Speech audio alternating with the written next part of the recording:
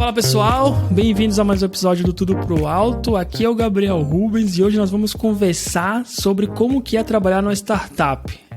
Eu nunca tive nenhuma experiência em startup, então por isso chamei aqui de volta o Delboni e o Rodolfo, que já participaram do episódio sobre morar na Europa e voltar para o Brasil. E os dois vão me contar, e vou aprender aqui com os dois, como que é trabalhar na startup e qual que é a diferença de trabalhar numa empresa grande, né? Numa mais tradicional. Quais são os riscos, diferença de cultura, sobre os processos ou a falta deles, né? Então eles vão contar tudo isso aqui pra gente. Então, primeiro, Delboni, Rafael Delboni, como que você tá? Beleza, Gabriel. Fala, pessoal. Prazerzão estar aqui de volta.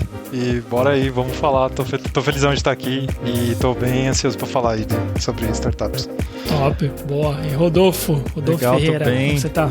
Tô animado, obrigado pelo convite de novo. Vamos falar várias coisas aí, vai ser bem interessante.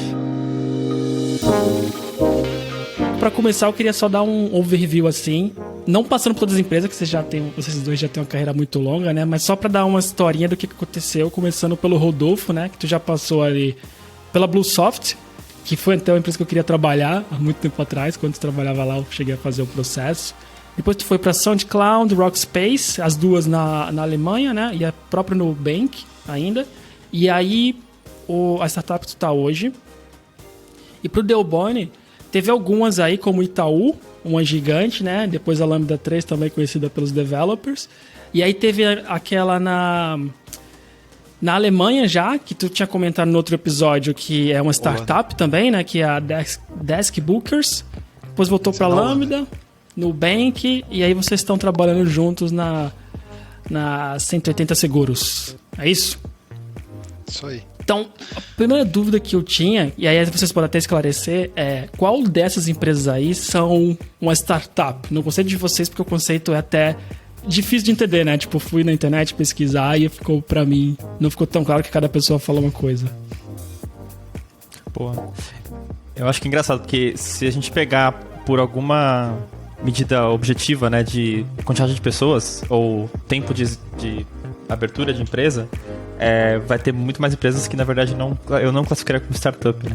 Então, antes da primeira que você mencionou, Gabriel, da Bluesoft, teve uma outra 3 anos que eu fiquei, tá no meu LinkedIn, mas é muito tempo atrás, que era a Calango Music, que era uma loja de instrumentos musicais. E tinha, basicamente, oscilava entre 7 e 8 pessoas e eu. E essas 7 ou 8 pessoas eram vendas. Tipo, pessoas na loja física vendendo instrumentos e eu era o único programador.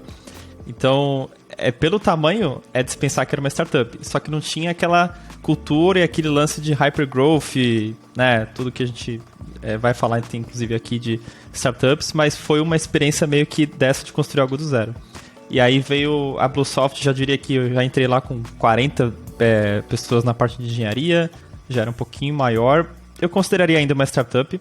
Aí que o produto era um pouco mais até maduro, já tinha supermercados, já era um ERP para supermercados, ainda é um ERP cloud, né, para supermercados. E aí depois, acho que dali depois, a SoundCloud foi a primeira startup mesmo, no sentido de startup, com stock options, com investidor, com aquele lance de fundadores super ambiciosos, e ao mesmo tempo com uma missão super, né, tipo, parece que inatingível. É aquela cultura da mudança, do dinamismo e, tipo, às vezes muito rápido. Aí, tipo, a Rockspace foi uma empresa completamente não startup. 5 mil pessoas, super madura no mercado já, anos e anos de atuação. E aí a Nubank Sweet Spot, que era uma startup, não é mais hoje, não fala que é startup. Não sei quem alguém acha, mas não é. Mas eu vi transformando de startup até empresa grande. Então meio que em resumo. Legal. Que ano que foi a Nubank mesmo? Nubank, bom, eles começaram em 2013, oficialmente, assim, aí 2014 realmente foi o lançamento do primeiro cartão. Eu comecei lá em 2017, final de 2017. Então eu peguei 3 anos e meio ali até meio de 2020. Pô. Começo de 2020. Não. Ai, meu Deus, final de 2020. Antes até de passar pro Delboni, a primeira que tu falou aí é de instrumentos musicais. É em Santos, né? Até. É em Santos. Era em Santos. Infelizmente já não existe mais, mas era em Santos. Não existe mais. Não. Mas era em Santos. Era ali na... Bom, pra quem conhece Santos, era ali no Gonzaga. Eu lembro perto da loja. Praça da Independência. Muito boa loja. Sim, eu trabalhei ali perto, então eu passava em frente a ela com frequência. Perto do Vagalume. Isso. Legal. E Delboni, tem aí, a primeira que eu comentei, né, uma gigante, que é o Itaú, e depois tem outras aí com características diferentes. Mas, antes até do Itaú, eu trabalhei na Canon também, né, que é muito conhecida como máquina fotográfica, mas aqui no Brasil, quando eu trabalhei lá, ela era mais impressoras de escritório também, mas também gigante, né, já era multinacional, a gente era uma branch deles aqui, né. E aí Itaú tinha 100 mil funcionários, acho que não tem nem. Hoje deve estar com 90, mas na época tinha uns 110 por aí, então também não tem nem como considerar.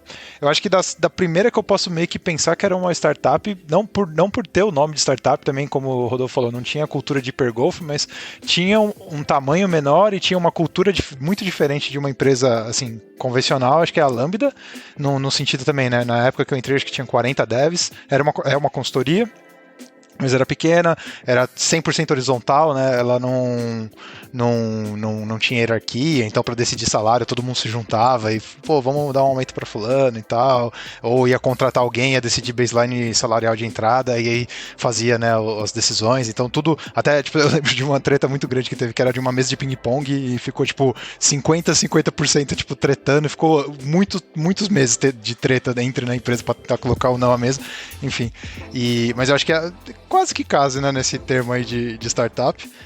Mas das empresas assim, que eu vejo que mais teve foi a Desk Bookers, né? Foi na Holanda, mas ela realmente era uma startup. Ela estava no momento, ela tinha acabado de entrar, tipo, acho que Series A, então ela estava no ramp-up ali de fazer mais testes, de se entrar mais no mercado, sair. Ela estava só atuando na Holanda, ela estava entrando na Alemanha e estava querendo pegar a Europa inteira, então estava nessa parte de internacionalização.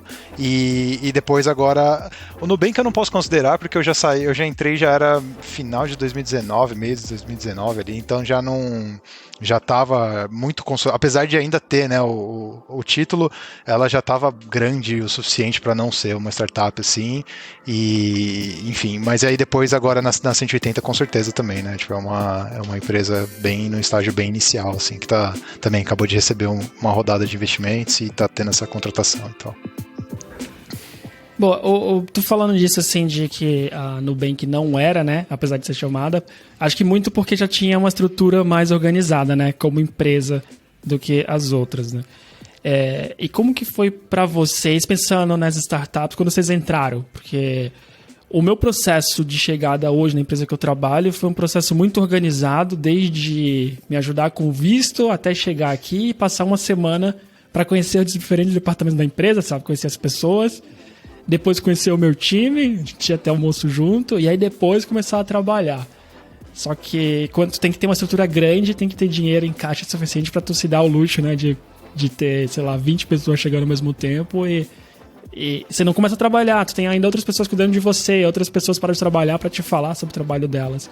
Mas é a mesma coisa quando você começa uma startup? Pra mim, assim, as duas que eu trabalhei, né, que eu considero como, não foram assim. Eu até não acho que foi por questão de dinheiro, assim, né, como você disse, né, de ter uma grana, de caixa e tal, porque provavelmente as duas que eu trabalhei tinham, mas é mais por organização e por falta de definição do processo, assim. Agora falando mais pela Desk Bookers, né, que é a empresa que eu tive uma maior experiência com o onboarding, como eu vim de outro país, eu fui o primeiro a ir de um outro país para aquela empresa, né.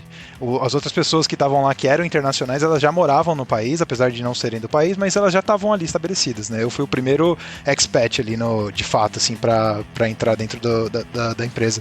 E não tinha organização, assim, basicamente me trataram como se eu fosse uma pessoa que eu já estava morando lá. Então eu lembro muito bem no primeiro dia que eu cheguei, eu saí do aeroporto, eu estava num hostel, eu paguei o hostel por um mês, né, morei num hostel com 4 pessoas no quarto por um mês, e eu lembro que eu cheguei e eu não sabia se eu ia conseguir tomar banho no hostel, porque eu perguntei, os caras não responderam, se eu tinha que fazer o check-in, e o check-in tava só para depois do meu primeiro dia de trabalho, que era, sei lá, 6 da tarde.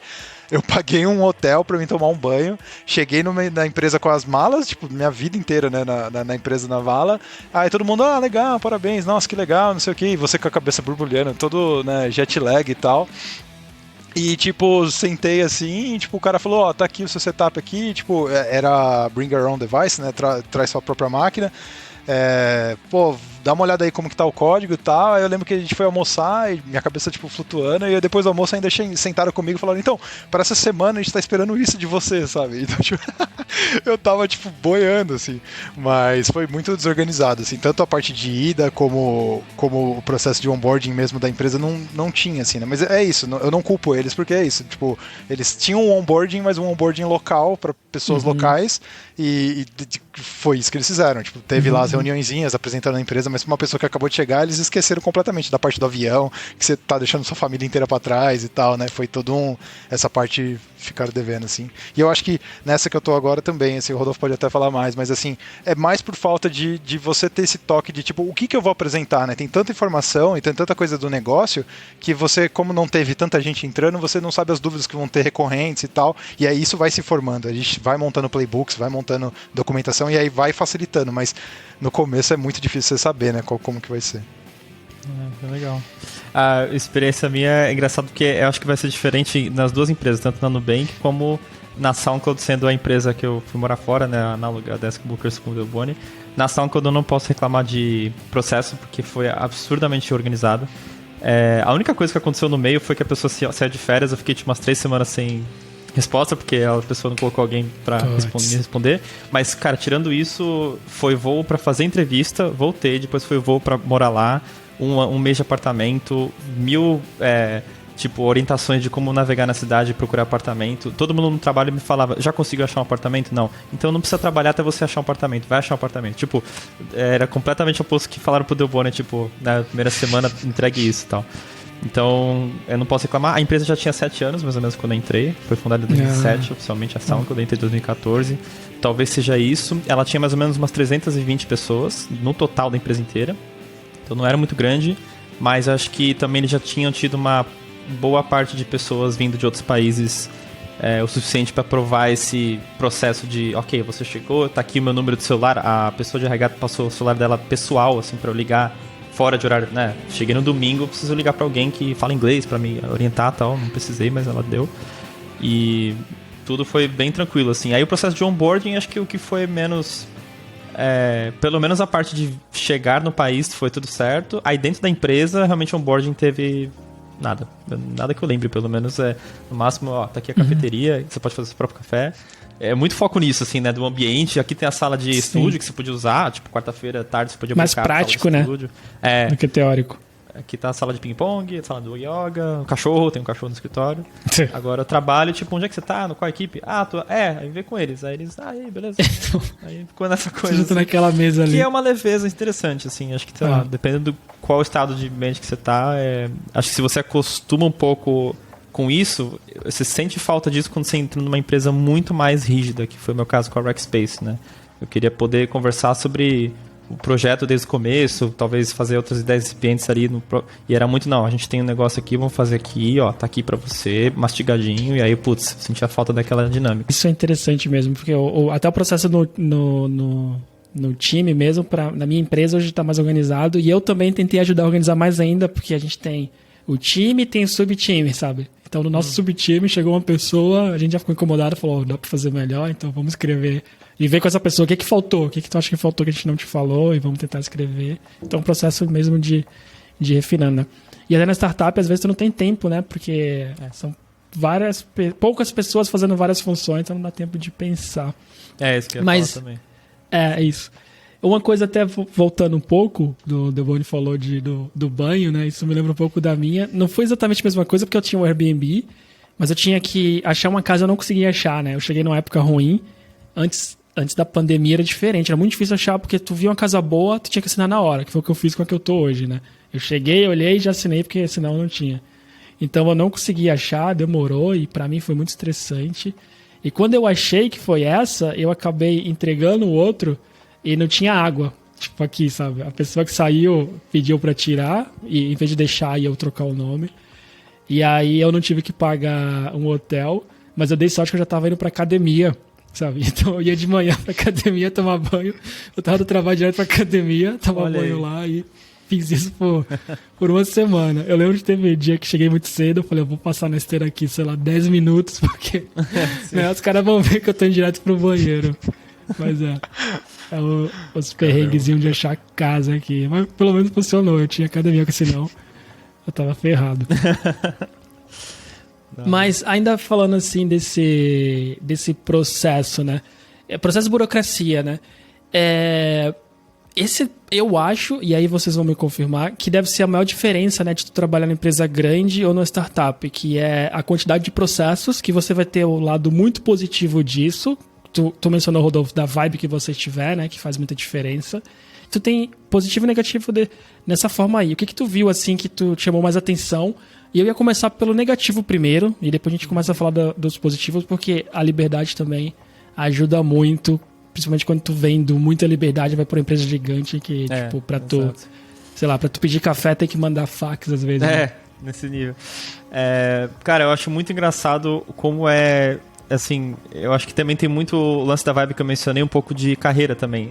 O momento de carreira que você tá, o tipo de incerteza que você está disposto ou disposta a assumir, assim, eu não sei daquilo que vai acontecer, o plano tá muito, tipo, não tem plano, assim, é aí que vai variar o quanto você tá, né, querendo assumir de coisas que não estão dentro do seu controle também. Tem um lance de controle, é muito misturado, mas acho que tem um lance de controle ali que é importante, assim, alguém que gosta de coisas muito certinhas ou quer controlar esse tipo de ambiente, numa startup rola muita frustração por conta disso. Inclusive, quando pessoas fazem um movimento contrário de vir de empresas mais burocráticas, mas também maduras, que nem se falou, de processo, para uma coisa muito mais dinâmica e sem definição. Eu acho que a coisa principal que eu vejo em relação a empresas maiores com mais processo é realmente a falta de autonomia. Tipo, isso não tem... assim, pra mim a pior coisa é eu não poder fazer o meu trabalho. Não é nem que eu quero fazer algo além ou diferente, só o que está sendo esperado de mim é difícil de fazer por conta da própria empresa que está pedindo isso de mim, sabe? Então é uma coisa muito frustrante. E uma coisa que é interessante também é que muitas vezes você não tem pra quem reclamar, porque quando você tem um processo desse com uma empresa grande, assim, vamos dizer assim, a gente quer fazer uma viagem, ou pelo menos até um jantar, assim, em grupo, antes da pandemia, tudo isso, né? Com a equipe. E aí você precisa pegar a aprovação de orçamento. Até aí tudo bem, porque existe um orçamento, uma empresa e tal. E aí começam essas coisas, tipo, qual departamento você vai falar? Aí uma empresa global tem a dinâmica ainda pior de qual país você vai falar, e aí em qual cost center, né, que é o centro de custo você está alocado. Você tem que descobrir essas informações muitas vezes. Enfim, aí tem muita coisa que impede de você fazer algo que é parte do trabalho ali, é alguma coisa que você gostaria de poder ter a liberdade de fazer. E é engraçado porque muitas vezes você acaba não fazendo. Tem muitas coisas que o custo escondido ali de não sei quantos bilhões de dólares todo ano em projetos que não são feitos por conta de burocracia muito grande para começar ou terminar, né? Tem projeto até que fica inacabado por conta de você não colocar em produção, não conseguir rodar, né? Conseguir ter equipe ou até, né, vender para as pessoas que tem que vender lá internamente. Então, pra mim, a falta de autonomia, que traduz em várias outras coisas, como falta de eficiência, tudo é o grande problema ali. Eu acho que pensando no lance mais de startup também, os pontos negativos, eu vejo o contrário do que o Rodolfo falou. Eu acho que muito de expectativa e realidade, assim, no sentido de... Eu, pelo menos, quando entrei nas duas startups, que eu pensei muito, era tipo, nossa, eu vou entrar e tem muita coisa pra fazer e vou sair codando infinito, horrores, assim. E é verdade, porém, você tem que lembrar que é uma startup, que tem pouca gente e que pra sair codando... Normalmente você não sai codando, você tem que saber o que você vai codar. E aí, normalmente, também as pessoas pode ser que elas não saibam, né? Então pode variar muito, né? Teve uma startup que eu cheguei e tinha uma migração para fazer, então era definido, era uma coisa contida, então dava para fazer. Mas quando saiu desse mundo da migração, não tinha definições de produtos ainda. Então você tinha que entrevistar os usuários, entrevistar as pessoas, porque não tinha ninguém para fazer. Então aí você acaba também, né? Então tem um pouco disso, de expectativa e realidade, né? Você tá pensando que você vai chegar e vai ter muita coisa para fazer. E é o que o Rodolfo falou, né? De fazer o que eu vim para fazer. E aí, às vezes, como não tem pessoas para fazer os outros jobs, você tem que fazer aquilo também para conseguir fazer o que você tem para fazer. E aí se leva-se muito mais tempo porque você não é tão bom naquilo, né? Então, tem esse lado também, né? Que eu vi, assim. E nas duas que eu trabalhei, as duas aconteceram isso, assim. É claro, tem casos contidos, né? Coisa de infra que é super definida ou coisa de migração, mas tem vezes que também se passa por isso. Sim, sim.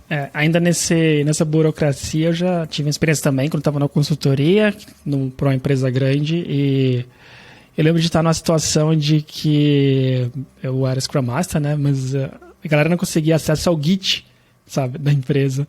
E a gente precisava entregar, e tava eles cobrando a gente de entregar, e eu falava, mas cara, a gente não consegue entregar porque não tem acesso ao Git, sabe? Então ficava nesse deadlock às vezes, que e aí, como consegue acesso ao Git? Eu falei, ué, vocês devem saber, tipo, não sou eu, né? A parte de vocês. E até massa de teste, sabe? Não tem massa de teste para fazer as coisas, a massa de teste é muito diferente. E essa parada de empresa grande, provavelmente uma startup tu consegue resolver muito mais rápido, que traz seus riscos, né? Mas pelo menos tu consegue tirar as coisas do caminho para tu avançar, né? Mas a empresa gigante, às vezes, tu acaba perdendo um pouco isso.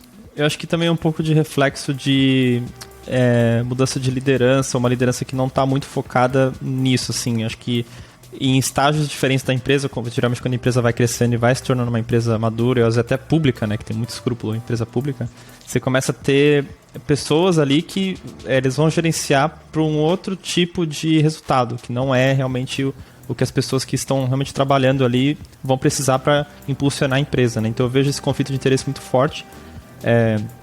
E aí existe também o fato de isso acontecer, vamos dizer que sim, que as pessoas vão reclamando e tal, e alguma hora chega, não, então tá bom, agora eu como presidente aqui da empresa, eu me disponho para vocês falarem comigo sobre qualquer problema que está acontecendo na empresa, né, da burocracia, e eu vou matar esse processo, ou tipo, vou por cima. E aí tem um problema muito grave que começa a acontecer, que é o quê? É a falta de confiança da própria equipe. Você está passando por cima de uma equipe que talvez fez esse processo justamente para entregar um resultado. Por exemplo, pensa numa equipe de segurança. A equipe precisou, ou de compliance, né? Ela precisou colocar um processo para você pedir acesso. Se eu, como uma pessoa de autoridade na empresa, e não, corta esse processo que não está dando certo, a pessoa vai precisar de tô dando acesso eu mesmo, só que talvez eu tenha a chave para isso e tal. Você está cortando todo o resultado que você mesmo está cobrando de compliance. É uma coisa muito estranha. Então tem que tomar muito cuidado para...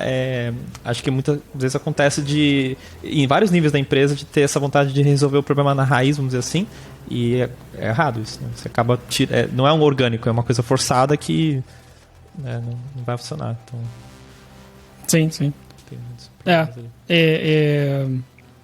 E às vezes o processo tem um motivo, né? Tipo, sei lá, a gente talvez não tenha seja falta de visibilidade. Às vezes o processo faz sentido, mas assim, se eu mandei um negócio lá do call center, no meu exemplo de festa lá que eu queria fazer, se eu tivesse um status ali, alguma página que eu pudesse ver o que está acontecendo, ou até um tempo de resposta estimado, já me acalma. Tipo, então, talvez o problema seja esse, não necessariamente sim o processo, porque sem o processo você também não vai ter anarquia total, né? Que sim, uma empresa, sim. convenhamos que é bom um pouquinho, mas não tanto assim. E ainda nessa linha, uma das primeiras coisas que eu penso assim, que vocês devem sentir trabalhando na startup, né, é a quantidade de tarefas que tu tem para fazer, né, porque tu não tem especialistas para tudo e tu vai ter que se adaptar para fazer as coisas saírem.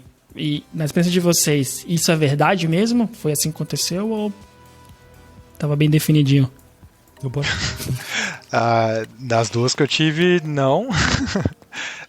Em geral, tem uma definição, acho que mais global, assim. Eu não sei o que é bem definidinho, assim, mas eu acho que eu gosto muito de usar o termo de nortes, né? Se tem norte ou se tem horizontes para onde se quer chegar, e aí tem que se fazer o que tem que se fazer para chegar naquele horizonte, né? Então, mais ou menos, as duas experiências que eu tive é bem nessa linha, né? De você ter um direcionamento e como fazer, ou talvez as pessoas que você tem que engajar para fazer aquilo, mas assim, muito quebrado, muito detalhado, pelo menos pelo que eu passei, não, assim, tipo, era mais, tipo, precisamos, sei lá, subir a infraestrutura, né? E como vai fazer isso, não tinha, ou não só o como, né, mas nem, tipo, quem ou outras pessoas para te ajudar naquilo, né? Então, acho que, em geral, acho que as experiências que eu tive foram bem nessa linha, assim, né? Tipo, eu lembro de uma tarefa que eu tive que era, tipo, o sistema de notificação está muito lento, precisamos deixá-lo mais rápido.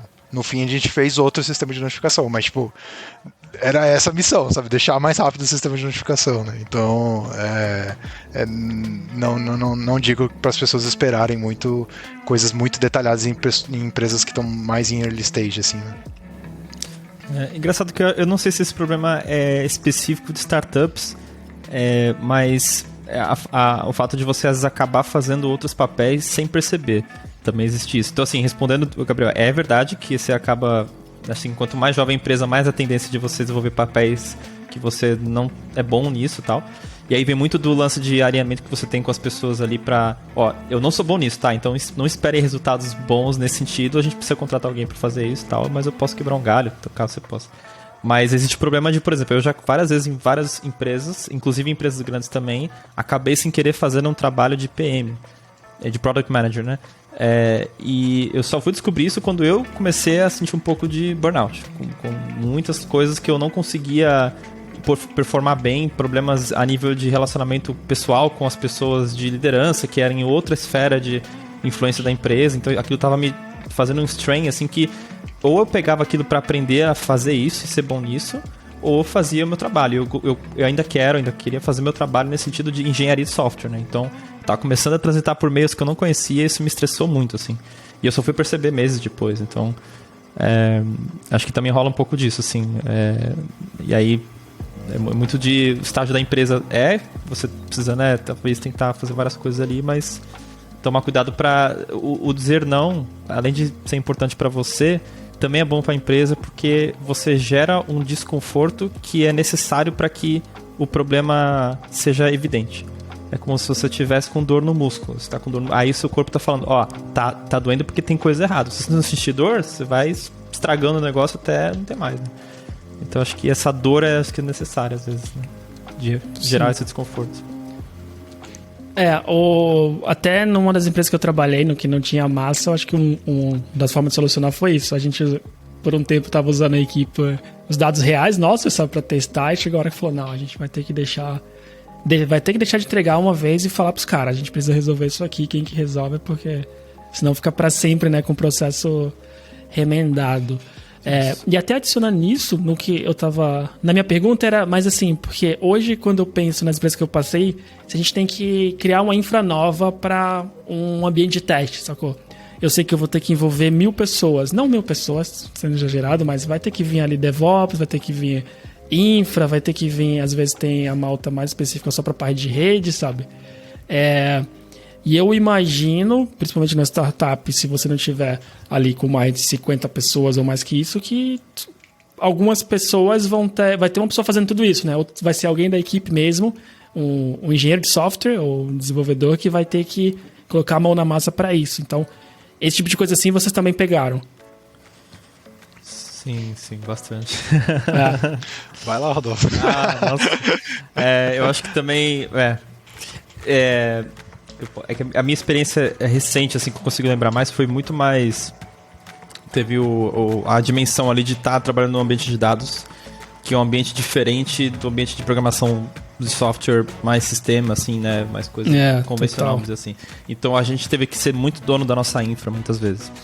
Mas mesmo assim, em desenvolvimento de software também que eu passei no passado, é engraçado porque... Isso é uma tendência das pessoas, ou das equipes, das maltas, que nem você falou, né, Gabriel? Elas têm... Eu falei malta? Falou malta, eu achei muito legal. Falei, tá natural. Tá pegando vocabulário. Acho que a tendência das equipes é de começar a ter a sua área de ownership, né? E às vezes o ownership é traduzido em eu vou ser o responsável por essa área, portanto você vai precisar falar comigo para fazer as mudanças, porque você não quer essa entropia para você manter um sistema que você não controla, que você não tem nem noção do que está acontecendo ali. Então, assim, tentando não entrar na solução disso, que existem algumas formas não definitivas, mas que talvez sejam legais, a questão de engenharia de software para resolver isso, eu acho que o outro lado da gestão mesmo disso é importante, desde lá da parte da liderança, em qualquer nível da empresa que seja, para tentar... evitar que esses silos que se formem naturalmente sejam inacessíveis. Então, assim, você quer controlar essa parte, você precisa, como equipe, controlar de infra, né? Controlar a infra de novos accounts ou novas coisas. Beleza, você precisa controlar. Só que agora você vai ter que... Para você poder controlar isso efetivamente, você vai ter que ter uma interface muito acessível para quem quiser demandar coisas ali da sua infra, né? Sem falar, claro, em automatização, em coisas de self-service, né? Que você poderia... fazer um sistema para clicar um botão e lançar uma coisa na sua infra, mas você monitora. Mas aí, né, tem que fazer tudo. Então, acho que tem muito disso também de direcionamento técnico para você... Né, tudo bem que você precisa controlar isso, mas dê uma interface acessível para quem precisa interagir com aquilo e influenciar aquilo e modificar, né? Tu fala muito na gestão de dependências, né? Tipo, dependência de pessoas, infra-equipe, pra tu conseguir colaborar e avançar assim, com as coisas. Esse exemplo que você deu de infra de testes é bem interessante, porque eu já trabalhei em empresas que dava para você construir um ambiente desse através de uma interface que a equipe deu. Então você fazia uma aquisição lá, às vezes era manual do lado deles, mas você não precisava saber disso. Eu preciso de uma account com esse tipo de permissão. Em algumas horas, puf, aparecia. Olha, que legal. Tipo, seria mais rápido eu ter feito eu mesmo? Seria, mas se eu fiz pelo processo, legal que eles já conseguiram colocar os controles todos que eu nem ia ter pensado de segurança. Imagina se todo mundo pudesse criar account, né? Aí cria sem segurança, cria sem senha, alguma coisa assim. Ou sem 1, 2, 3. Então, acho que a diferença é isso, assim, o processo até pode existir, mas ele tem que ser muito acessível e fácil de manipular. Interagir. Mas respondendo a pergunta, efetivamente, em geral, quando a gente precisa subir uma infra de teste, é a gente que sobe. Né, acho que é isso, assim, né? Tipo, numa startup. É que depende muito do estágio, né? O que a gente tava falando também de o que caracteriza uma startup e tal, mas eu acho que no começo, assim, numa parte bem inicial. Em geral, pelo menos as experiências que eu tive é você admin na AWS e mexendo nas coisas. E é muito perigoso, né? Tipo, você pode muito bem... Eu não sou super especialista em infra, posso muito bem deletar alguma coisa ou fazer alguma coisa. Ou até que eu tava lendo um artigo de segurança esses dias de, sei lá, espinar um serviço e não se preocupar tanto em segurança ao ponto de fechar portas e mitigar riscos ali, né? Então, é muito... Por isso que até, justificando, né, os pontos que o Rodolfo falou, são pontos de auditoria, né, auditáveis, né, você fazer um processo através de uma ferramenta criada assim, você cria formas de auditar o processo e de validar que ele está fazendo tudo o que precisa fazer, né, para você também, tudo bem que é utópico, né, a gente automatizar é perfeito, você poder espinar, esperar um tempo, ele criou, ele já se preocupou com senha, se preocupou com segurança, se preocupou com tudo, mas a gente sabe também que isso é bem customizado para cada empresa e tal, né, então tem todo um desenvolvimento que não dá para se esperar que tenha numa empresa que está começando, assim, né, apesar de a AWS ser, né, estou usando a AWS como exemplo, mas as clouds em geral serem super boas e terem uma interface muito melhor do que no começo, né, do boom das clouds, mas ainda assim é muito passiva, né, ainda é o, como posso dizer, quase o tocar no metal ali, né, você está muito perto, né, então a chance de você fazer alguma coisa é alta.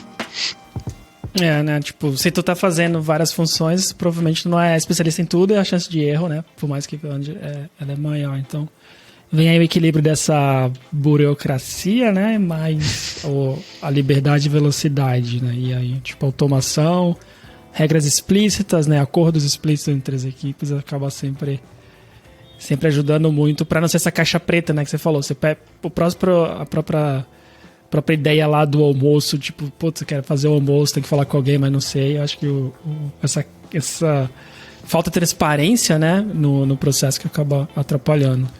Isso aí. Isso.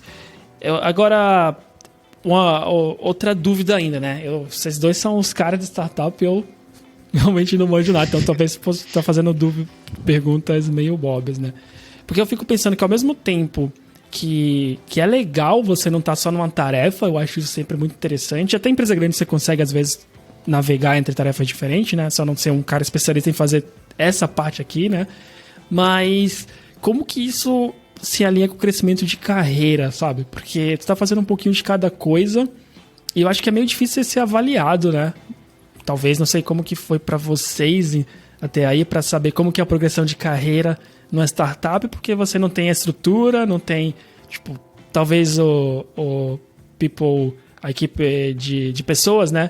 Ela não tá tão estruturada, então como tem sido pra vocês pra progredir, receber feedback, avaliação? Pra gente agora, depois de um ano de empresa, 1 ano e meio de empresa, agora que é a empresa que a gente tá, né?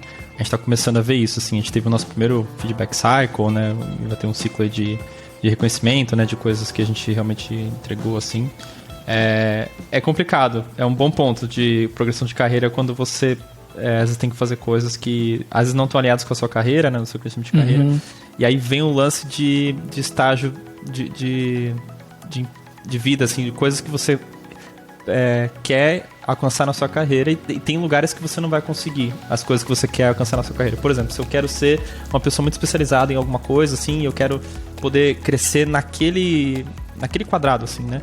Você tem que ter um acordo muito explícito com uma startup que você vai entrar muito incipiente para você não sair daquele quadrado. E a chance é que você vai precisar sair daquilo para, de acordo com, né, adaptar aos rumos que a empresa está indo. Então, eu tenho uma teoria, assim, não testada, que eu acho que geralmente quando as pessoas precisam disso, em qualquer momento de carreira, tá? Não só júnior, mas também lá na frente, se quer especializar, o lugar ideal seria uma empresa com uma certa estrutura onde você consegue ter essa chama guardrails, né? Tipo, como se fosse aqueles, esqueci o nome, canaleta, né? Que chama, que tem no boliche, né? Você consegue ter coisas que vão te proteger para você não ter o chamado scope creep, que é você fazer coisas além do seu escopo, né?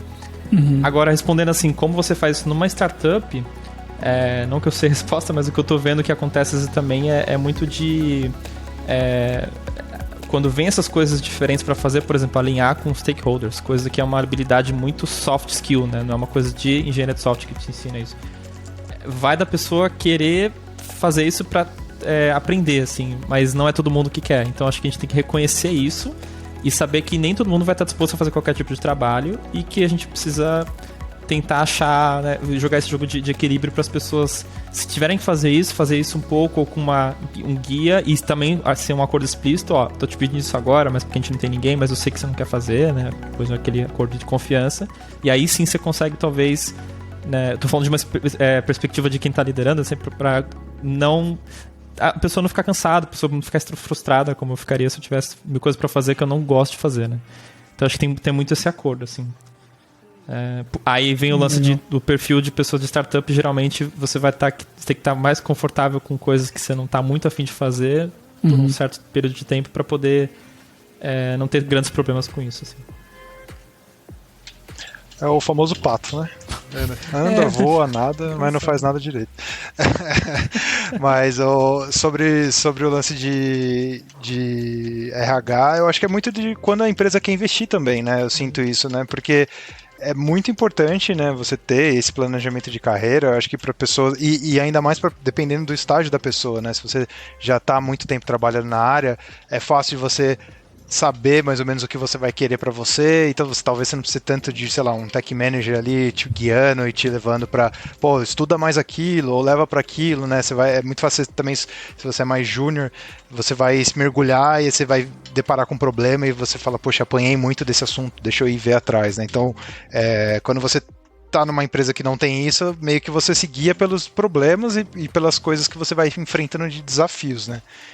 Mas a sensação que eu tenho é isso, tipo, tem empresas que eu trabalhei, que nem o exemplo que o Rodolfo falou, em um ano a gente já está com um processo quase pronto de RH, o que é incrível, eu acho que é super difícil, né, de se construir, então tem uma preocupação, então é legal, né, pô, talvez se você está planejando trabalhar numa startup, tentar nas entrevistas ou, sei lá, pesquisar na internet, ver como que está isso já desenvolvido, se isso é um fator para você determinante, se você sente que, pô, precisa de um apoio e tal, então isso é muito legal, mas também você pode encontrar uma empresa no mesmo estágio, né, não é algo binário, você vai encontrar uma empresa num ano com o mesmo rodada de investimentos que não vai ter nada, né, então é muito desse feeling, né, e é o quanto você está preparado para querer lidar com aquilo ou não, né. No outro episódio vocês comentaram muito, né, de falando, não, isso aqui é minha experiência, não quero falar que a cultura é assim do país, eu acho que isso se aplica muito aqui também, e é uma coisa que quem estiver ouvindo, fica sempre isso na cabeça, pelo menos como eu ouço as coisas, já falei isso em outro episódio, mas repetindo, eu ouço e eu filtro porque é a perspectiva de quem tá falando e confio, mas tipo, desconfio, né, então acho que aqui a gente está comentando nossas experiências, mas vocês querem numa empresa, tenta conversar com o developer que está lá. Eu acho que é sempre uma boa conversar e perguntar na entrevista mesmo, né? Porque tem que alinhar. E se entender, né? Que vocês estão falando muito sobre, depende do perfil da pessoa, o que quer na carreira. E depende do momento também que você está, né? Para saber se você quer mais incerteza ou quer uma coisa mais estruturada, né? Nossa, ótimo ponto. Eu acho que é muito disso mesmo. Isso facilita muito o trabalho dos dois lados, assim, da empresa tá contratando. Sim. E quem quer emprego, tipo, você saber o que você quer já é muito, muito melhor, né? Você consegue filtrar as coisas. Sim. E aí, tipo, eu acho que, até por isso que eu acho que essa conversa é legal, assim, pra eu entender qual é que são os cenários, qual tipo de pergunta eu preciso me fazer, sabe, pra me colocar no cenário desse. Então, acho que eu vi as pessoas, eu vi o ponto de vista diferente, eu começo a entender, tá, eu quero incerteza agora, o quanto de incerteza, qual que é o estágio da empresa. E eu sei as perguntas que eu teria que fazer, né? Então acho que essa é a ideia principal desse papo aqui. E uma coisa que eu fiquei pensando agora também, é que eu tenho um pouco em mente, que vale muito para quando você está formando equipes em gerais, né? E quando até você é líder, né? Que é pensar que existem perfis diferentes, momentos diferentes das pessoas, como vocês comentaram, e tem aquela coisa, né? Que para se entender que se tu tem muita dúvida ainda, né? Como crescer na carreira, do que fazer, eu tô uma pessoa talvez nova na área, talvez você ter um guia melhor, né? Não te gera paralisia, né? Porque às vezes tu chega num ambiente, tipo, tu não tem quem te dê uma dica e tu também não sabe o que fazer. Isso, dependendo do perfil da pessoa, para algumas pessoas é uma oportunidade gigante de, pô, tá um mato alto aqui e eu vou arrebentar porque eu que vou criar do nada. Mas para algumas pessoas pode gerar essa dúvida, né? Então, assim, entender, acho que acaba ajudando. E ao mesmo tempo, para uma empresa gigante, a frustração. Tu já sabe a carreira, já sabe o que fazer, tu já tem a habilidade diferente que tu quer colocar em prática, né? Putz, eu sou um developer, mas eu manjo muito da parte de DevOps, parte de infra, parte de segurança. Eu quero colocar isso em prática, mas tu tá na empresa que é muito quadradinha, assim, tipo, os papéis definidos, também gera frustração da mesma forma. Então, acho que total essa parada de se entender o ambiente que está entrando, acaba ajudando. Nunca 100%, né? Mas... E tem muito bom esse ponto. Eu acho que também tem o lance de uma coisa comum que acaba acontecendo... as pessoas, tanto as pessoas que estão liderando, as pessoas que estão tipo precisando desse espaço para poder fazer as coisas que às vezes querem, que nesse caso que você mencionou, né, de quero aprender sobre infra, já manjo, quero fazer isso na empresa, não consigo. Existe a promessa de você consegue fazer aqui dentro, se eu, né, com uma certa equipe que está nascendo agora, algum projeto novo, tal.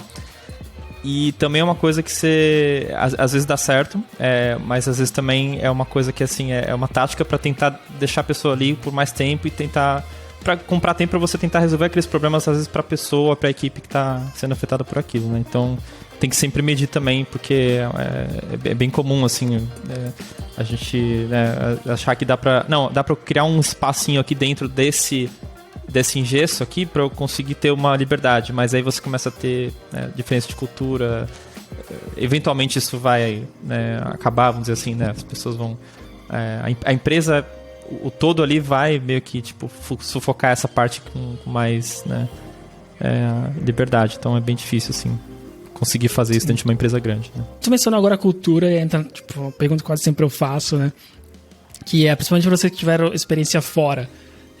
Vocês sentem alguma diferença, tipo, em trabalhar em startup? No teu caso, Rodolfo, foi na Alemanha e depois na Holanda e depois no Brasil. Você sente alguma diferença, assim, tipo, de cultura de startup ou nada que tenha a ver com o país, mas só foram empresas diferentes mesmo? Tá, eu posso começar. Tem um aspecto cultural forte ali do brasileiro, Gabriel, agora que você falou, do otimismo. Acho que a gente conversou um pouco disso do outro episódio, mas basicamente, resumindo assim, a ideia de que, também generalizando tal, tem um artigo muito bom, inclusive, de uma pessoa que escreveu por que os brasileiros estão sempre atrasados. É um artigo que explica por que a gente tem, né, generalizando esse problema com atrasar, tudo e tal, muito mais do que outras culturas. Mas eu acho que tem uma certa a gente tem uma certa tendência a aceitar mais incerteza com otimismo do que outras culturas muito mais né, que querem uma coisa muito mais certa e definida assim. Você vê até no aspecto social de conversas, né? Aquele caso que o Delboni mencionou que eu adoro, que é o lance da cerveja com a pessoa que a gente não se conhece o suficiente e tal. Esse tipo de coisa é bem uma demonstração do quanto a cultura ali também ela vai no caminho das pessoas quererem algo mais concreto ou ter regras muito definidas, assim, para que tipo de relação nós estamos tendo agora nós progredimos para o nível 2 de amizade, agora nível 3. Aqui a diferença que eu vi clara, podendo comparar talvez duas empresas, essa que eu estou agora aqui no Brasil e a SoundCloud, que não tinha nada a ver com o Brasil nesse sentido, né, era completamente lá fora, mas é startup, essa tolerância a coisas, a plano dar errado, a incerteza, assim. Eu acho que lá tinha muito mais ansiedade, não que aqui não tenha, mas muito mais ansiedade com essas coisas que não estão definidas, a ponto de não tomar tanto risco também. Que eu percebo aqui a gente está mais disposto a correr riscos por conta do fator de risco que o nosso país no sentido, né? O Brasil é um país de risco em vários aspectos. Então risco ali você... Brasil. Risco Brasil. Então você já tá meio que ali Mas assim, isso claro vale mais para certas pessoas do que para outras, tal, mas acho que em teoria acho que é isso que eu vi, assim. Lá não parecia, lá embora seja mais, se a gente pegasse talvez a startup, a SoundCloud lá e trouxesse para um contexto brasileiro, talvez os estresses que foram gerados lá não seriam os mesmos daqui por conta disso. Tipo, aqui a gente estaria muito mais exposto, aceito com várias outras coisas que aconteceram no mercado, competidores, o jeito que a gente lida com competidores, assim. Então lá enfim, tem essa diferença. Mas não sei se eu fui muito... Não, é isso. E é curioso como isso reforça muito o que o Gabriel acabou de falar, que a experiência muda muito, né? Pra mim já foi muito contrário, assim, porque apesar de ser um país, né, vizinho ali da Alemanha, a liderança era uma liderança americana, tinha-se funcionários de todos os lugares, então era uma empresa extremamente multicultural, né, diversa, e o risco era muito grande, tanto que a empresa meio que, né, quase faliu ali enquanto eu estava ali dentro, né? Então se arriscava-se muito mais. Eu acho que dado um pouco, acho que colocaram-se essa frente de liderança, né? Uma liderança de uma cultura que tem mais uma cara de arriscar. Então acho que é muito do que você está vivendo, né? Muito da empresa de que você está.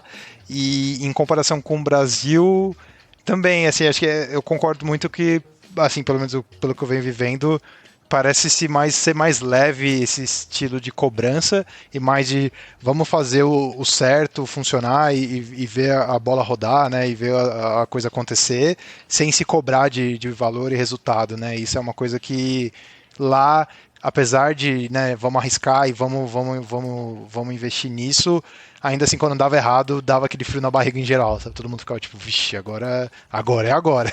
Então, é curioso, assim. Mas, e uma coisa que eu acho que tanto no Brasil quanto fora também, que eu percebo de cultura, é que você tem que pensar que é uma empresa em geral, né, startup é uma empresa nova, que tem pessoas que vieram de várias empresas de fora, não só de países, né? Então, não se tem uma cultura da empresa, né? A cultura da empresa ela está ainda engatinhando para existir, né? Então não tem uma frase ou uma coisa que se segue para falar tipo, não, isso aqui é a cultura da empresa, porque ainda tem o sonho da empresa, mas não tem a cultura, né? A cultura ela vai se formar, que é uma coisa orgânica das pessoas que trabalham para atingir aquele sonho da empresa, né? Então, isso pelo menos eu vi que é comum, não importa onde eu trabalhei, assim, com a empresa mais estágio early, né? No estágio mais inicial. As duas foram bem diferentes, assim, né? Cara, e tem mais uma, assim, ainda nesse startup versus empresas grandes, né? Que uma coisa que eu ouço muito comum, e eu também sinto, dependendo do tamanho da empresa, mas não só tamanho, então, da empresa, que tu se sente... Todo mundo fala que quando tá na empresa menor, tu se sente um pouco mais dono do produto que tu tá desenvolvendo, assim. Na experiência de vocês, mais de uma, vocês também confirmam o que essa frase, esse senso comum? Cara, eu posso confirmar, assim, que também, de novo, né, depende muito do negócio que você vai trabalhar, né? Talvez quando você se identifica, né? Tipo, com um tipo de produto, né? Tem isso, tem muito disso. Mas quer ver um exemplo, por exemplo, eu trabalhei numa coisa que nem me identificava tanto com produto, né? Numa experiência passada, mas como é tão pequeno, a forma que você itera sobre a task, né? Sobre a solução ali, você tá ali, né, no processo. Você vai estar na elaboração, você vai estar sei lá, na construção, e você vai estar no deploy, e você vai estar também na análise do resultado, se aquilo gerou ou não. E você vê tudo, né? Você vê todo o fluxo, você acompanha todo o fluxo. O que não é possível acontecer numa empresa grande, mas você ter tocado, né, em todas as partes, ele é muito rico e é muito legal, né? Tipo, às vezes você fazia alteração, que você fazia uma alteração que você fala, pô, será que isso vai mudar alguma coisa? E no outro dia você olhar lá o Analytics, você via que vendeu muito mais, sei lá, percentual, 20% a mais de pessoas tá né, fazendo o fluxo todo de compra, né? Você fala, poxa, então realmente... Então isso acaba gerando isso, acaba até fomentando mais em você de, pô, quero mais, fazer mais isso, quero mais, gerar mais, tem o reforço positivo, né? Isso, nas duas empresas tem isso, né? Você tem muito da ideia, concepção, elaboração e ver o resultado, né? Isso às vezes acaba faltando. Quando você está numa empresa muito grande, você está muito ali naquele miolinho tocando mais sei lá, na parte de infra, ou você está tocando só no produto mesmo no front, e você acaba não sabendo o resultado que aquela alteração que você fez deu para o negócio, né? E quando é uma empresa menor, é muito mais fácil você ver isso. E aí acaba gerando esse sentimento de dono, eu acho. Por aí.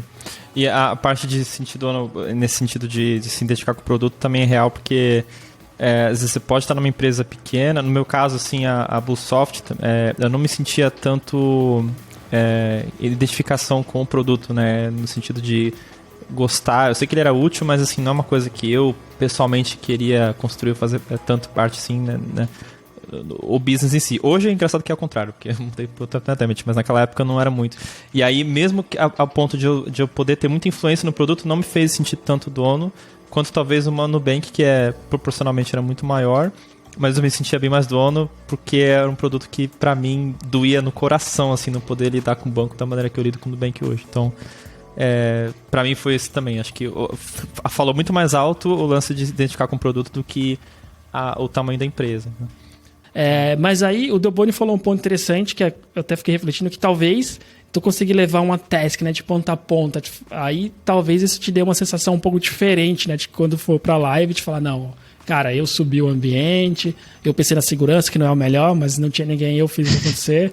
Então acho que talvez, isso é uma sensação também diferente, né. E mais uma coisa também que eu fico pensando ainda nisso, de tamanho de empresa, que quando você está numa gigante, né? A gente mencionou aí um grande banco como Itaú, que já está consolidado há muito tempo, e por isso, só isso por si só, acho que é legal. Porque você fala, cara, são várias pessoas usando esse serviço aqui, então traz um desafio diferente. Mas, ao mesmo tempo, e aí eu fico pensando que às vezes deve ser bem legal a sensação na startup de tu ser o azarão, o underdog, sabe? Existe esse mercado, a gente acha que a gente quer fazer alguma coisa diferente, e eu acho que a gente pode ser o maior, talvez nesse nicho, ou talvez, uma boa fatia do mercado, assim. Você sente alguma sensação diferente, principalmente porque nas que vocês estão hoje, é um mercado um pouco mais novo, né? Não é tipo a Nubank que todo mundo já conhece, apesar de ser uma startup, ser grande, mas ser o espírito de startup, mas já está um pouco mais consolidada. Mas na de hoje, assim, dá uma sensação diferente ou sei lá, ou é só coisa que eu penso mesmo?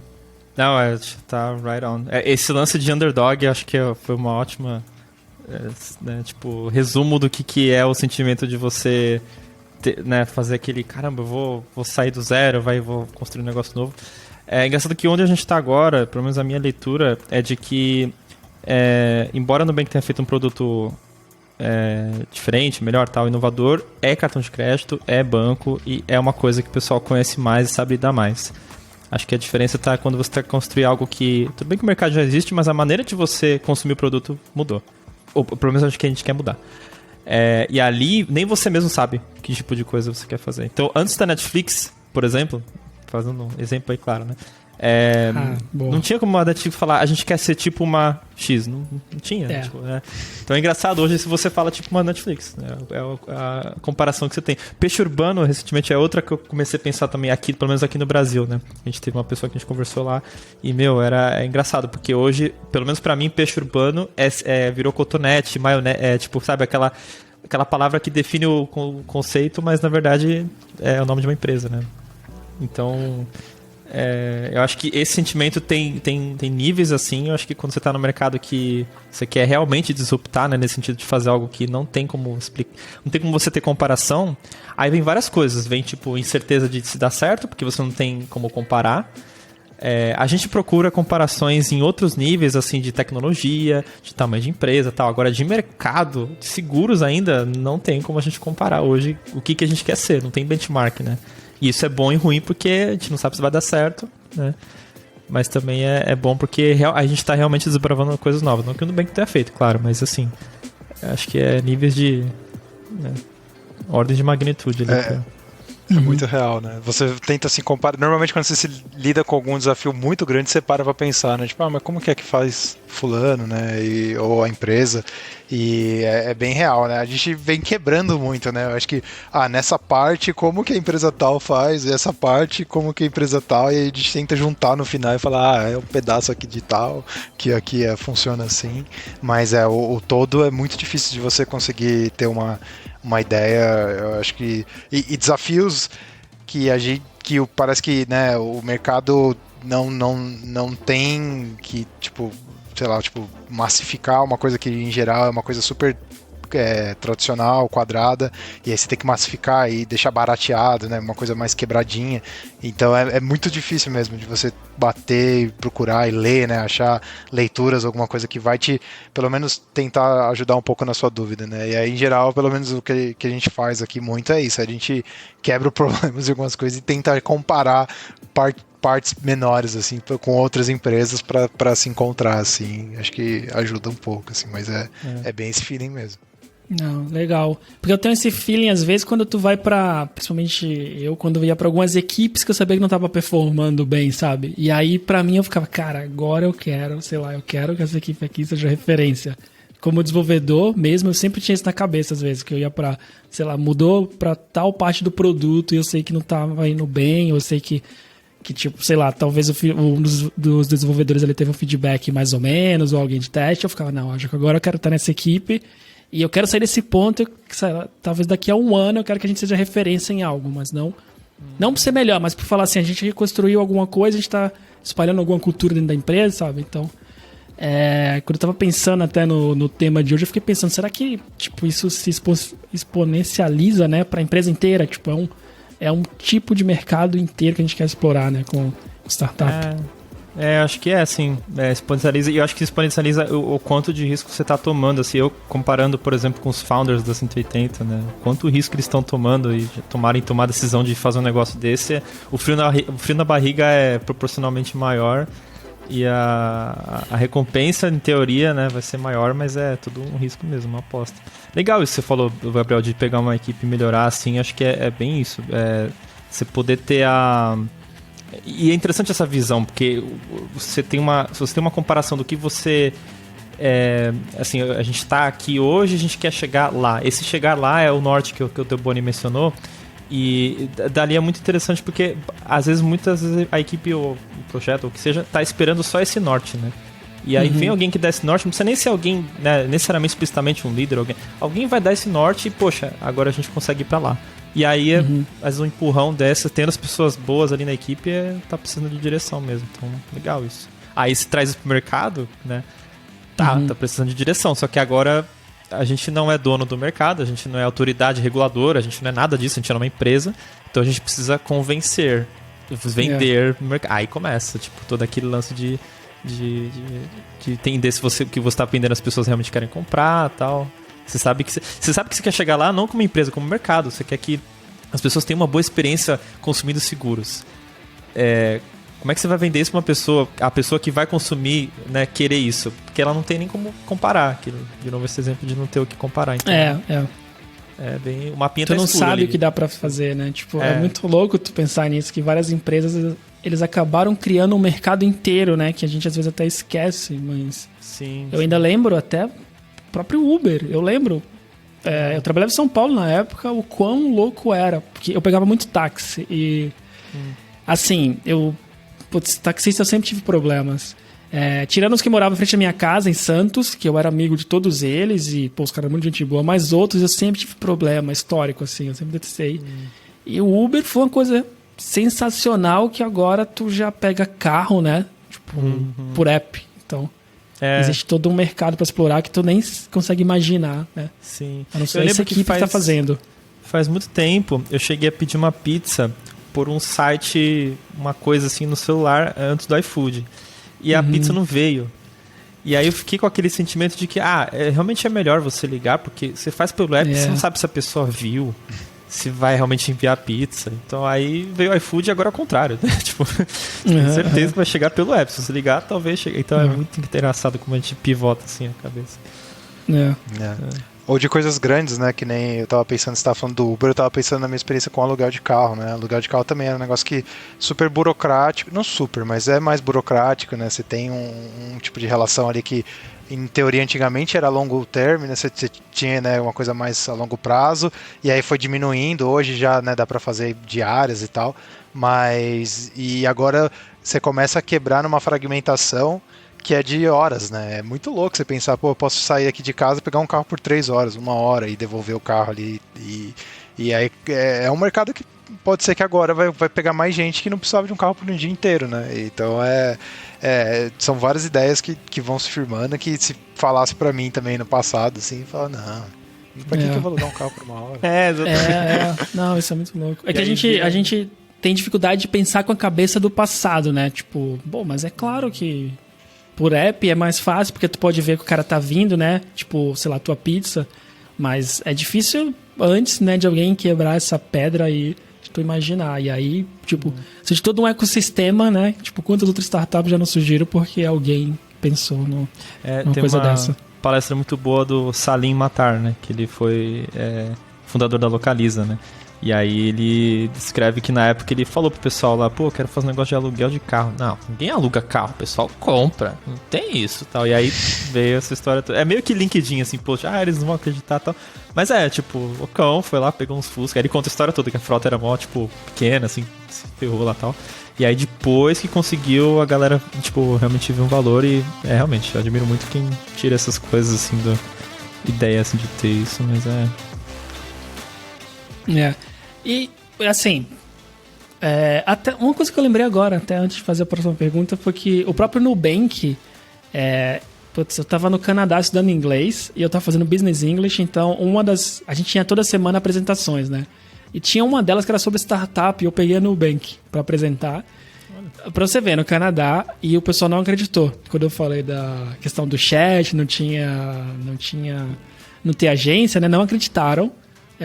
E o que eu fiz lá na frente? Foi a próxima apresentação, eu abri o chat pra falar alguma coisa e eu mostrei pro pessoal. Tipo, porque eles não acreditaram. Pra você ver como que era disruptivo na época. Parece tão simples, mas na época, no Canadá, tinha pessoal de vários países na sala, né?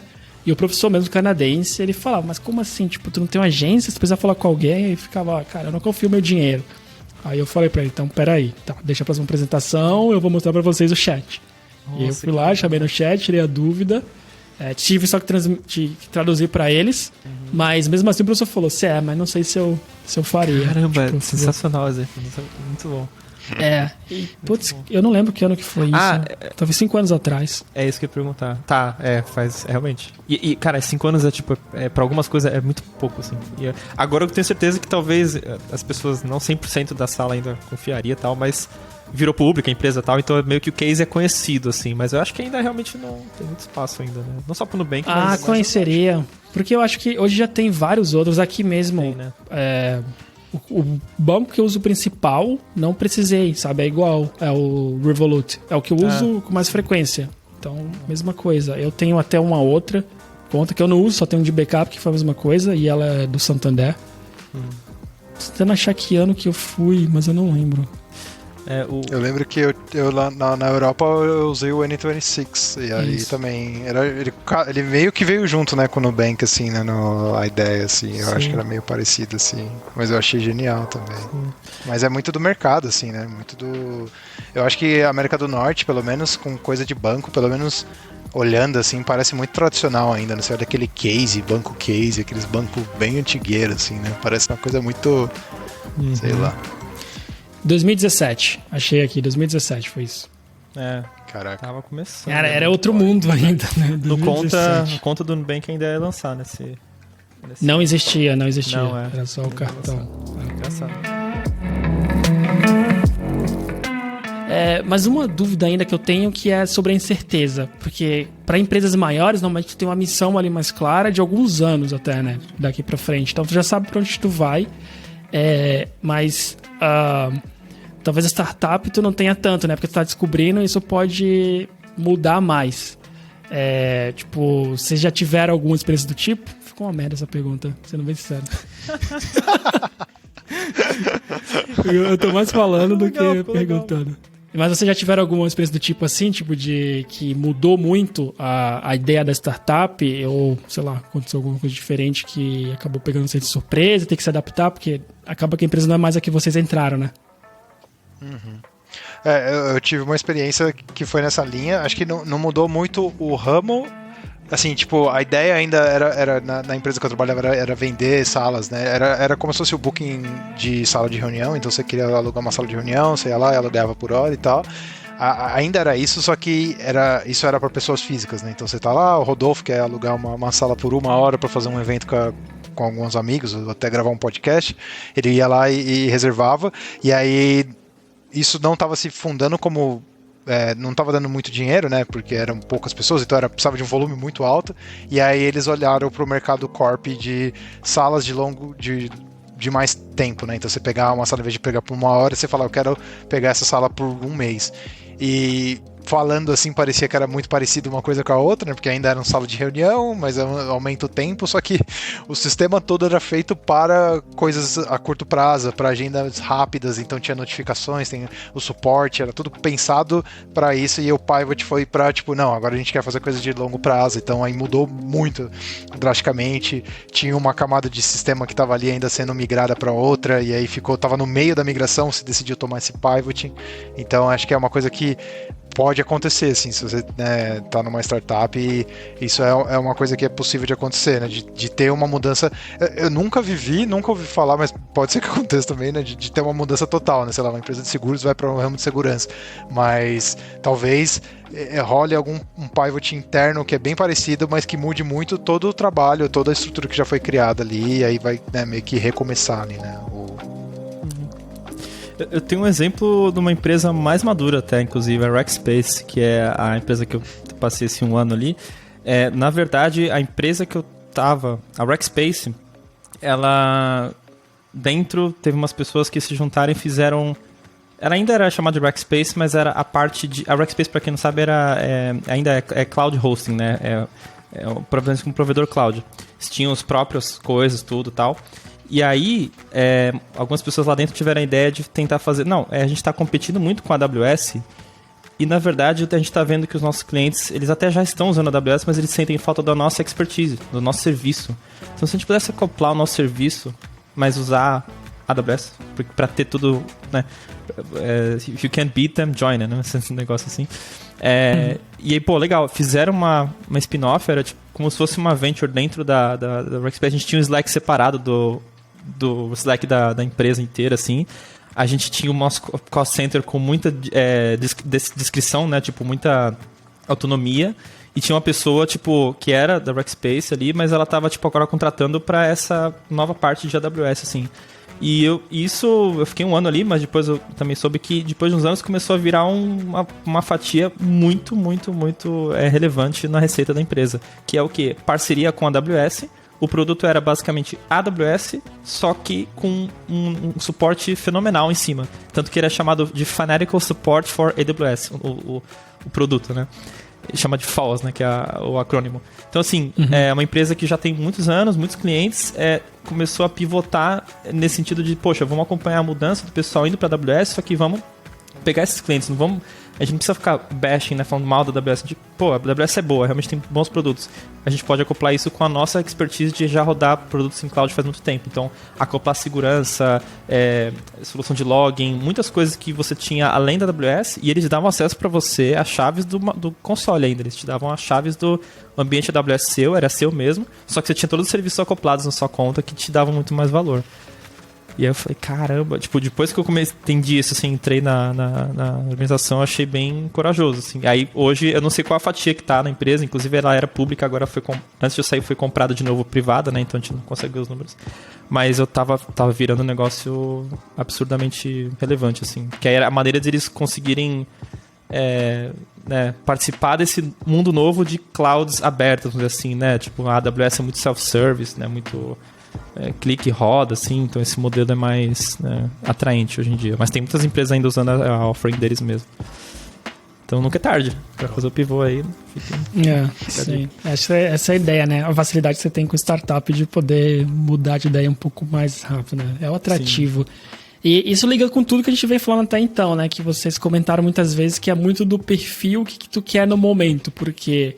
Para algumas pessoas que estão mais inclinadas, isso é uma oportunidade gigante, né? De, putz, coisa nova, vamos refazer o sistema aqui. Agora não é mais pra pessoa física e pra empresa, mudou tudo. Ou, putz, tem um spin-off, quero me juntar nele, né? Mas para algumas outras pessoas pode ser muita incerteza, né, na carreira e talvez acaba gerando mais estresse do que empolgação. Então, acho que ficou a lição pra mim aqui desse episódio é de se entender, saber qual que é o teu momento, o que você quer e perguntar muito quando for entrar, porque cada startup vai ter uma forma diferente, organização diferente, não vai depender só do estágio, o estágio vai te dar uma indicação, né, de quantos processos já estão bem definidos, mas vai depender muito do local. E acho que muitas vezes nas empresas depende muito da gestão, né? Tipo, quem está encabeçando, se pensa muito na cultura. Eu acho que influencia demais, assim, o que o gestor... O gestor e a contratação, que de certa forma é o portão ali, né? Para quem você vai trazendo e quem você vai trazendo vai compondo a cultura. Então, acho que essas duas coisas vão sempre uma coisa influenciar muito. No processo de uma startup também, é muito comum você ter acesso direto aos founders para fazer entrevista. E se isso não for oferecido, tente. A minha dica é essa. Tipo, você vai conseguir muito mais sinais de como é que a empresa funciona ou como eles querem que funcione se você falar diretamente de quem está liderando tudo. Assim. Então, quantos mais founders você puder falar, melhor para tomar decisão. Legal. Usar o processo seletivo para você decidir a seleção, na verdade, né? Assim, acho que é muito da empresa saber se ela quer te contratar, mas é você usar também para você descobrir muitos pontos, né? É muito legal você ter perguntas. Acho que tem até GitHubs e vários lugares de perguntas a se fazer, né? Para quando estiver sendo contratado, mas você, com a sua experiência, tentar anotar o que você almeja e construir perguntas que acho que até o processo seletivo é muito novo numa startup, né? Então acho que é legal você também construir as suas perguntas e você se apoiar nelas, nas respostas, para saber se decidir, né? Eu lembro muita vez que uma vez que eu estava fazendo um processo seletivo e aí eu usava uma tecnologia X, aí o cara falou assim, então a gente está querendo te contratar que você tem uma puta experiência em tecnologia X, pouca gente tem, e eu, adoro a tecnologia X, mas por que vocês usam a tecnologia X? Uma consultoria fez o sistema, entregou pra gente assim, e aí a gente só tá tocando. Aí eu, cara, então vocês nem curtem a tecnologia X, sabe? Nem, me apagou muito, assim. Então acho que é muito disso também, né? Você se entender seu momento, construir suas perguntas e usar o processo seletivo também para se encontrar, ou ver, né? Se encontra, se entende naquele lugar. Não, total. É um relacionamento, né? Clichê falar, mas... e aí até... acho que o mais legal de quando tu vai estudando mais, evoluindo na carreira, é que tu vai conseguindo escolher um pouco mais e... tentar filtrar isso, né? Tipo, no começo tem que pegar qualquer coisa, mas eu acho que é legal mesmo perguntar. E, putz, pra mim, já tive empresa que não gostava muito das perguntas que eu tava fazendo, sabe? Os caras, e pra mim foi só dropar. Foi simples. Foi o filtro. Já foi, eu achei bem legal, porque, eu não posso perguntar, né? Um ambiente, se você entrar, você vai saber. Eu falei, caraca, isso é tão difícil assim, ambiente secreto. Falei, tudo bem. Não falei na hora, mas depois mandei um e-mail falando que ia sair do processo. Interessante acompanhar essas empresas, né? Yellow flag ali já. Bem melhor. Galera, então valeu. Me deu uma iluminada assim bem legal, assim, tipo, muita coisa para pensar e levar em consideração quando pensar em startups. E agora, principalmente, o Delboni, que tem o site, tem o blog, né? O Rodolfo tem mais do LinkedIn, mas o Delboni tem muita coisa.